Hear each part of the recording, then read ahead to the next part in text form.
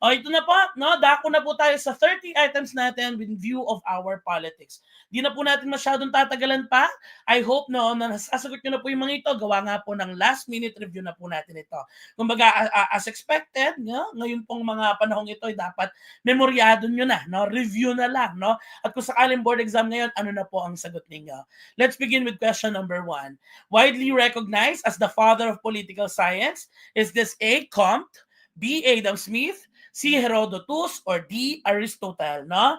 Once again, no? Widely recognized as the father of political science, yan po ba si A. Comte, B. Adam Smith, C. Herodotus, or letter D. Aristotle, no? Madaling-madali na po yan, no? Alam niyo po, dinalian ko po yung mga choices dito dahil lahat po ng ito ay fathers. Pero sino po yung father ng political science? Kasi kung napapansin nyo, hindi pa natin siya natatakan. Lahat ng mga father ng iba't ibang disiplina, nandyan na, siya na lang yung wala. The answer is, you're right, it should be letter D. This is Aristotle. Tumpak. No? Actually, yung kanya pong foundational work na tinatawag po nating politics, no? Yan po ang nag-guide sa disiplina ng political science. And of course, we know that he is known for saying that man is a political animal, okay? Ulitin ko lang po si Aristotle, no? Siya po, sa kanya po nanggaling ang librong Politics na naging batayan ng pag-establish ng political science. And then of course, from among our choices, ito pong si Auguste Comte, siya po ang father of sociology. Si Adam Smith, yan po ang father ng economics, at si Herodotus, yan po yung ating father of history. Huwag niyo pong kalilimutan yan. Ulitin ko, Auguste Comte is our father of sociology, Adam Smith is our father of economics, Herodotus is the father of history. Ipopost pa rin po ba ang PDF nito, sir? Yes po, mga kamabayan. Hanggang sa pinakadulo, ipopost po yan, no? Sige, question number 2. Which of the following sector cannot participate under the party list system of representation? A. Elderly, B. Handicap, C. Overseas workers, or D. Religious. Ulitin ko lang po. Alin daw po ang hindi pwede mag-participate dito sa party list system ng ating House of Representatives, no? A. Elderly, B. Handicap, C. Overseas workers, or letter D. Religious. Oh, definitely, we know the correct answer, no? In view of our RA 7941 and the provisions of our Constitution, and of course, with the basic fact, no, with the basic idea that we know of the clear separation between the church and the state. Yes, you're right, Ma'am Christine. The correct answer is letter D, religious. Tumpak, okay?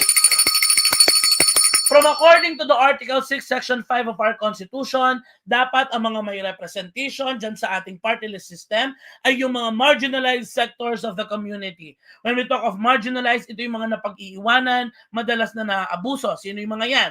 Yung mga nagtatrabaho, yung mga magsasaka, mga mahihirap, mga katutubo, mga kababaihan, mga kabataan, at marami pang iba.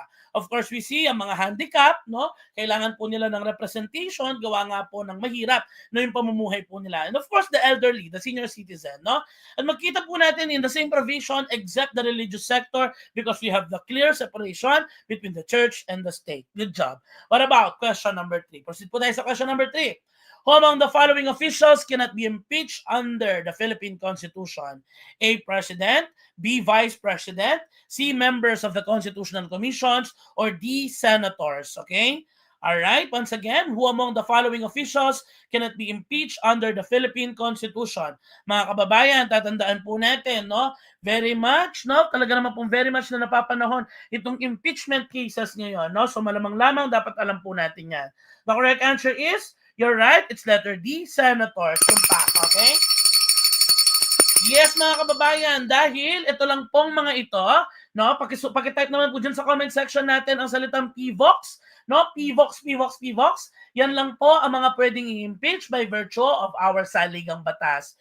P for the President, V for the Vice President, O for the Ombudsman, C for the members of the Constitutional Commission, and S for our Supreme Court, no? Once again, patay po dyan sa ating comment section ang salitang PVOX, no? PVOX. Alright, tumpak, okay?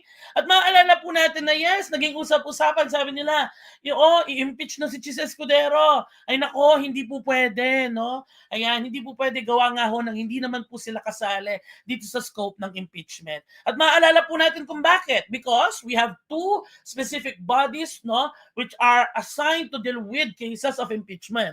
We have the lower house, it's the House of Representatives. Sila po yung mag-i-initiate ng all cases, no? Parang the House of Representatives will initiate all the cases of impeachment. Samantala, ang mga senador, sila naman po ang magko-conduct ng trial.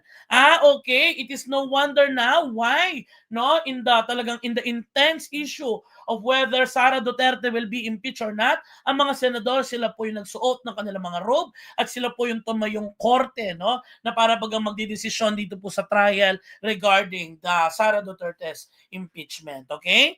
So once again mga kababayan, the correct answer for this one is, ayan, not the senators. Alright. Hindi po sila impeachable, no? Paano daw po mapapatalsik? Actually, nag-oust lang po sila, no? Every now and then. Ina-oust lang muna lang isa't isa. Okay?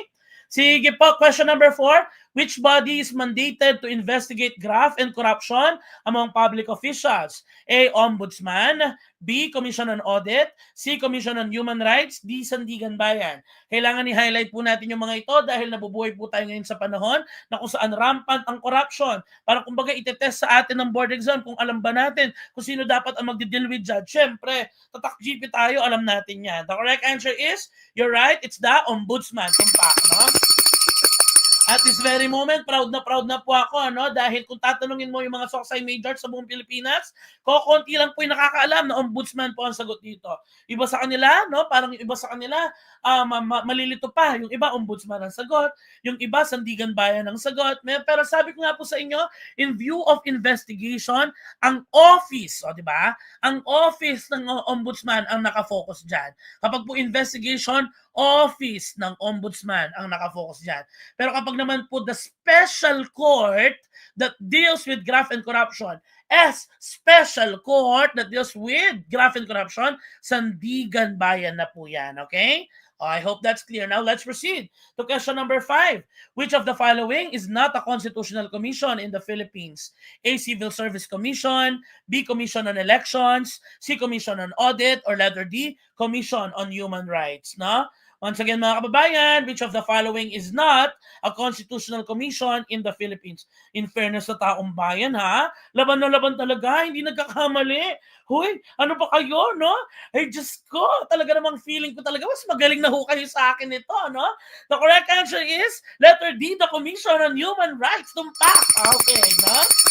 Galing. So kinikilig po ako, ano, kung napapansin po ninyo.